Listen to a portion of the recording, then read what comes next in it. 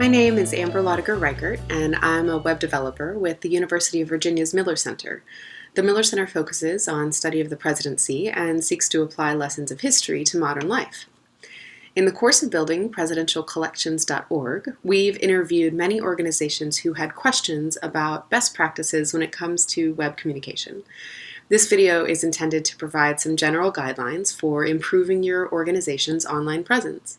With the complexity of many modern organizations, one of the most common challenges facing web teams today is the fight against chaos. A chaotic website divides your user's attention and hurts your user experience, which means visitors can get frustrated and leave with a negative feeling about your organization as a whole. They may not even return again. But a positive user experience leads to repeat visitors, word-of-mouth publicity, and can even lead to better visibility in search engine results. In this video, I'll cover 5 areas that will help you improve your presence online. Think of your users first. Set clear goals. Tailor content for the web. Adopt clear language.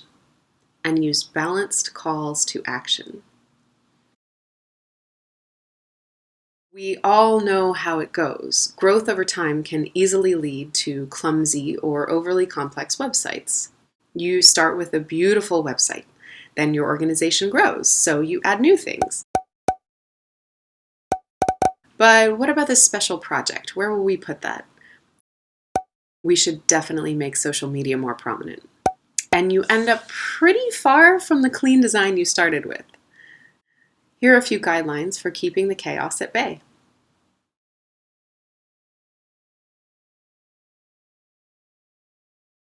This is by far the most important thing. A good website is built thinking first and foremost about its users. Your first question for any site update should be, how will this affect my site visitors? Maybe it makes the site faster or more pleasant to interact with, or makes popular information easier to access. Often, though, it's more complicated. For example, we may want to put a donate button in giant red letters on the homepage, or force visitors to read about a new project before they can access the content they're used to. Proceed very cautiously with things like this. Remember that visitors on your site are busy, distracted, and they have the whole internet at their fingertips. If they get frustrated or confused on your site, they're very likely to simply leave and go elsewhere. But when we build websites with users' needs in mind, they stay longer on the site, return more often, and retain a positive view of the organization as a whole. If our visitors' attention is so fragile, how should we make changes to our websites? Generally, the best way is to have these 2 questions in mind. What do my users want from my site?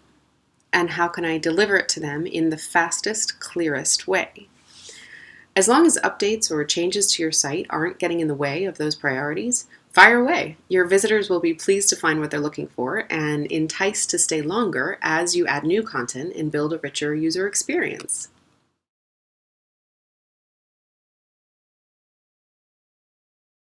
A website simply can't do everything at the same time. Remember the chaotic website in the beginning of this video? Not having site goals is the quickest way to a chaotic site. Here are some common goals for websites. Which of these is most important to you?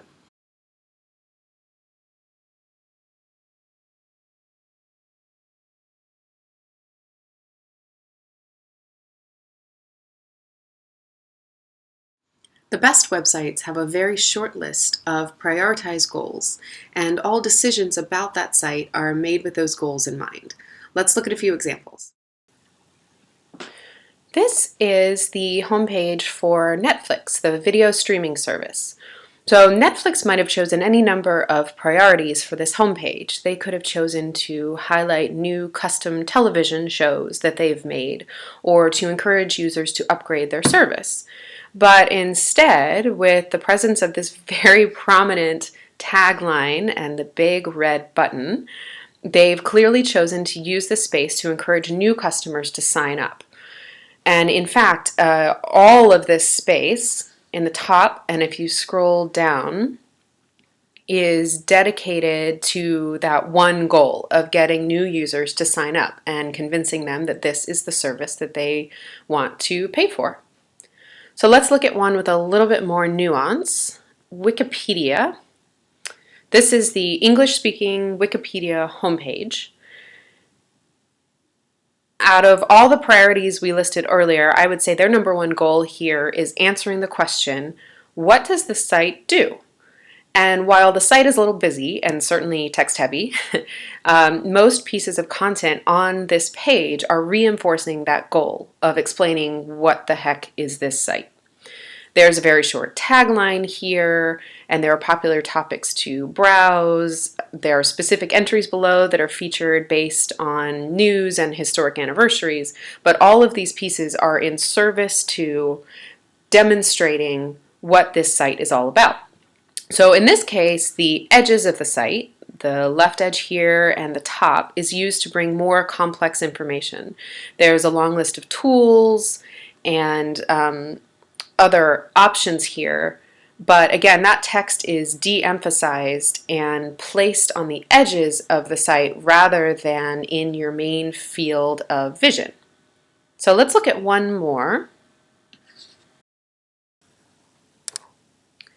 Healthcare.gov has gotten a lot of attention because of its initial rough rollout, but because of that, I think they've built a pretty great site.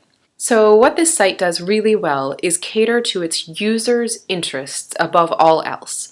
There are a lot of topics that could have been prioritized here, like the shifting legislation or specific medical plans, or even just a basic, what does this program do, informational presentation.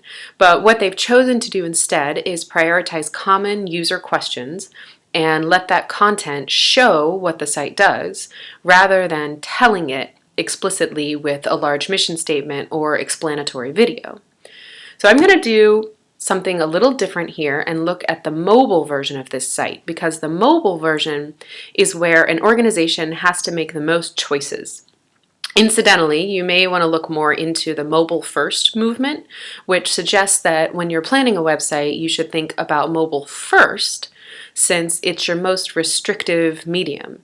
It forces you to make the hard choices early on and thus makes the rest of the site development easier, since you can add information as screens get bigger, not subtract. So we're looking at the mobile version. So let's look quickly top to bottom at the choices they've made. Here on the mobile version of the site, those priorities are even more clear. The site exists first and foremost to answer common visitor questions when it comes to their relationship with their healthcare. If I'm a user, I might want to know, is this even relevant to me? Do I have the option of signing up? I've already signed up. Can I change my plan? Hold on, what is this? How can I upload documents to verify my information? That's probably a common question that they get, a common problem. Or I'm doing my taxes, where do I get my relevant paperwork? And then finally, where can I get more information? Which is what the bottom of this site is basically dedicated to.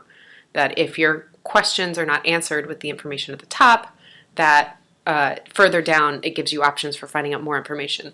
So again, this is a huge site. They certainly have audiences other than people looking for healthcare information. But because connecting people to plans is their main goal, they've relegated those secondary audiences to a less prominent place. Here at the bottom, actually, we can see that secondary information, which they've chosen to have on their site, but in a very de-emphasized kind of way, since those are secondary goals and secondary audiences. So we've looked at 3 very different examples here. A site built to get new customers, a site built to disseminate information, and a site built to answer questions in order to help people interact with a complex service. The main takeaway here for us is pretty straightforward. If you know specifically what you want your site to accomplish, your visitors will too, and it will be much more likely to succeed towards that goal.